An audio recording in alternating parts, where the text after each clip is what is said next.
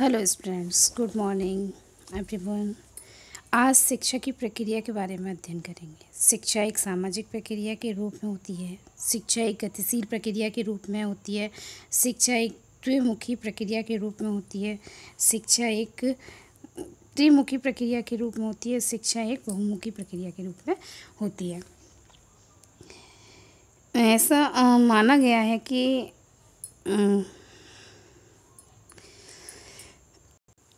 शिक्षा एक सामाजिक प्रक्रिया के रूप में होती है।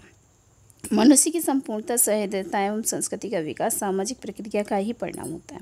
उसके चिंतन, मनन और विचारों पर भी समाज का प्रभाव स्पष्ट रूप से दिखाई देता है। सत्यता यह है कि शिक्षा समाज के भूत, वर्तमान और भविष्य तीनों से संबंधित होती है। इसी के माध्यम से भूतकाल के समाज का ज्ञान होता है तथा वर्तमान की आवश्यकताओं की पूर्ति होती है तथा भविष्य के निर्माण के मार्ग को तैयार किया जाता है। यह कहना उचित है कि शिक्षा एक सामाजिक प्रक्रिया होती है। लेकिन विभिन्न समाजशास्त्रियों ने शिक्षा एक सामाजिक प्रक्रिया की है, क्योंकि जब दो या दो से अधिक व्यक्तियों के बीच सामाजिक अंतःक्रिया होती है तो वह एक दूसरे की भाषा, विचार और आचरण से प्रभावित हुए बिना नहीं रह सकता। इसी प्रभाव के फलस्वरूप सीखने की प्रक्रिया प्रारंभ हो जाती है और जब यह कार्य कुछ निश्चित उद्देश्यों को सामने रखकर किया जाता है तो उसे ही शिक्षा कहा जाता है। मनुष्य जन्म के साथ साथ कुछ शक्तियाँ लेकर पैदा हुआ है और प्राकृतिक और सामाजिक वातावरण में रहकर इन शक्तियों का विकास करता है। इसी कारण उसके व्यवहार में परिवर्तन होता रहता है और धीरे धीरे वो भाषा के ज्ञान को भी समझता है और उससे धारण करता है। जब धारण करता है तो उसके व्यवहार में परिवर्तन आता है और इसीलिए वो समाज में एक अपना आवश्यक कर्मेंद्रिय और ज्ञानेंद्रिय, इनके जो भी सीखता है कर्मेंद्रिय और ज्ञानेंद्रिय से, उसका वो विकास उसका होता है। समाज में रहकर उसे सीखता है, उसको परखता है, अपने कुछ उद्देश्य निश्चित करता है, लक्ष्य निश्चित करता है और उनको शिक्षा के माध्यम से पूरा करने का या प्राप्त करने की प्रक्रिया है, उसे सीखता है और सीखने के साथ साथ उसे प्राप्त करने की कोशिश करता है, जिसे वर्तमान, भूतकाल और भविष्य तीनों ही कालों में प्राप्त करने की होता है।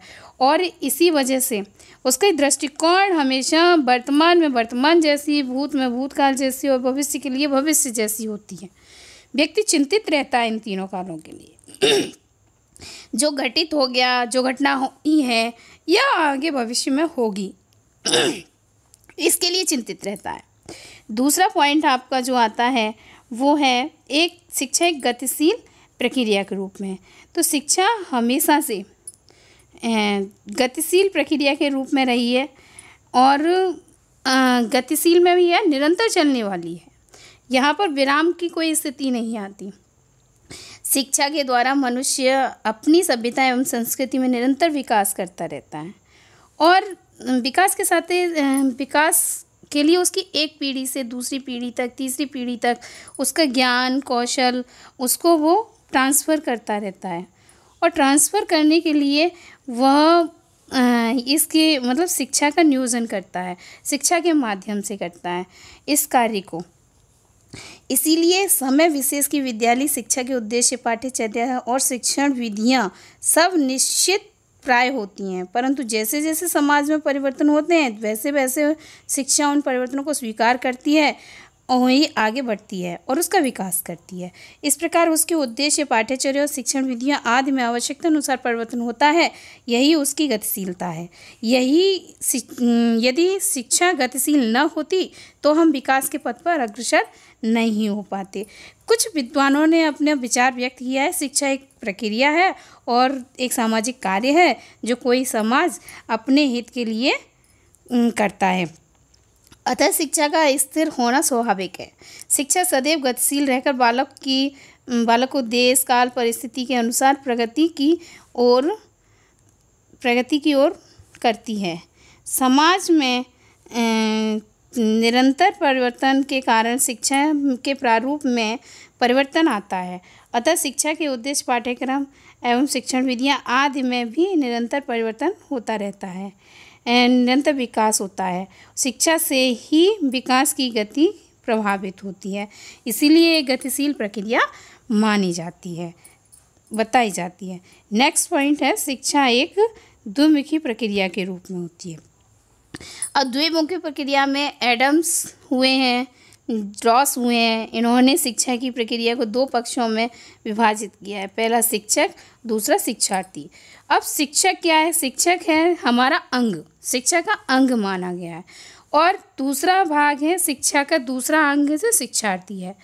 तीसरा जो भाग है जिसे हम पाठ्य वस्तु या विषय वस्तु है वो शिक्षा, उस विषय वस्तु।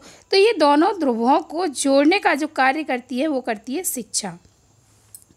शिक्षा इन दोनों को जोड़ती है और यही एक की मध्य कड़ी होती है। लेकिन आगे जॉन डीवी ने इसको द्विध्रुवी प्रक्रिया माना है। उसके अनुसार शिक्षा के दो ध्रुव होते हैं। उन्होंने मनोवैज्ञानिक और सामाजिक दो ध्रुव माने हैं।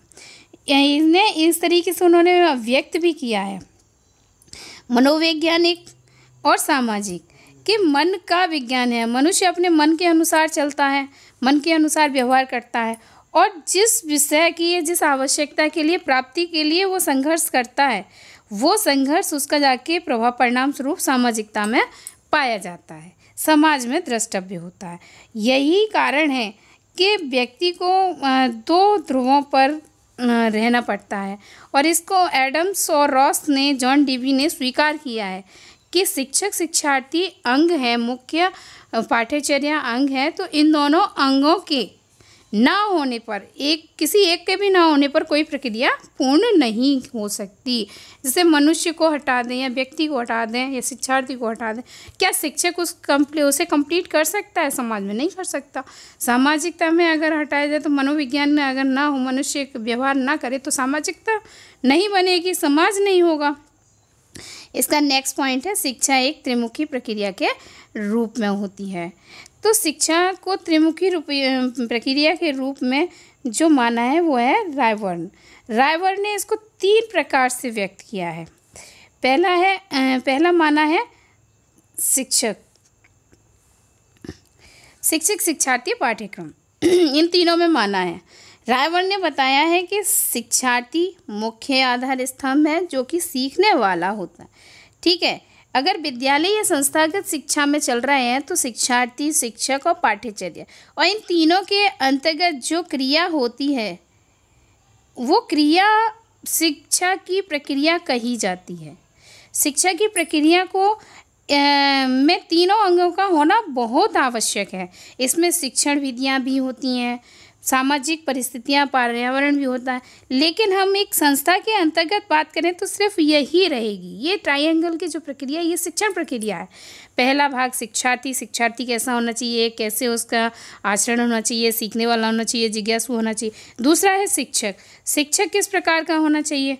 पाठ्यचर्या तीसरा है कि विषय वस्तु जो मिल रही है उसके अनुसार क्या उसको हम कुछ दे पा रहे हैं, कुछ पढ़ा पा रहे हैं, इस तरीके की जो गतिविधि है वो उचित हो रही है या नहीं हो रही है, ये सारी चीज़ें। अब इसके बाद रायबर्न ने दूसरा भाग दिया है सीखने वाला होना चाहिए, सीखने के साधन होने चाहिए, शिक्षक होना चाहिए, भाई कोई माध्यम होना चाहिए जिसके माध्यम से सीखने वाला अपनी विषय वस्तु को ग्रहण करे। और तीसरा है सीखने की सामग्री, जिसके अभाव में शिक्षा पूर्ण नहीं होती। हम क्या सीख रहे हैं ये भी महत्ता रखती है एक सीखने वाले व्यक्ति के लिए, और दूसरा किन साधनों, किन परिस्थितियों के माध्यम से सीख रहे हैं, ये इस प्रक्रिया को पूर्ण करने के माध्यम होते हैं। नेक्स्ट है शिक्षार्थी का तीसरा जो रायबर्न के अनुसार ट्रायंगल दिया है, इसमें ये बताया कि शिक्षार्थी मुख्य है, सीखने सिखाने की सामग्री भी होनी चाहिए, लेकिन इन दोनों को प्रभावित करने का कार्य जो करती है वो करती है सीखने सिखाने की परिस्थितियाँ।